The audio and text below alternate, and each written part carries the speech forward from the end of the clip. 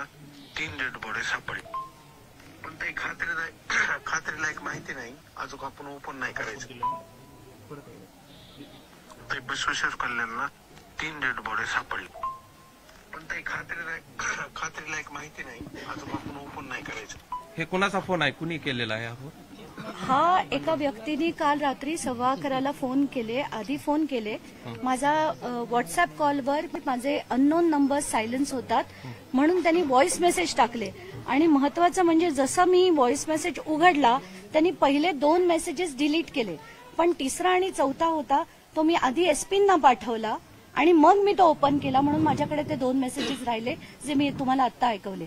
पहिल्या 2 मेसेजमध्ये ते म्हणतात की या तिघांनाही 3 आरोपी सापडणार नाहीत कारण या तिघांचंही मर्डर झाले. आता खरे आहेत खोटे आहेत, हा व्यक्ती कोण आहे का राजकीय मोटिवेटेड आहे मला नाही माहिती. म्हणून ही माहिती मी एसपींकडे काल दिलेली आहे. तुम्हाला धमकीचाही फोन आले? तुम्हाला आला? मला नाही आलाय. मला अजूनपर्यंत कोणाची धमकी देण्याची हिंमत नाही झाली. बरं, या सगळ्या प्रकरणामध्ये कोण हे सगळे पुरावे वगैरे तुमच्याकडे ज्या माहिती येतात हे कोण देत आहे असे देखील चर्चा सुरू झालेली आहे? नाही, गुगलवर माझा नंबर हा सगळ्यांना उपलब्ध आहे.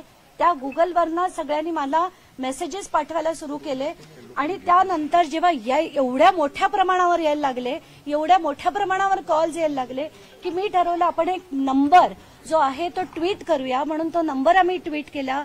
त्याच्यावर तर इतक्या प्रचंड प्रमाणावर व्हिडिओज आले, फोटोज आले, माहिती आली, FIR आले.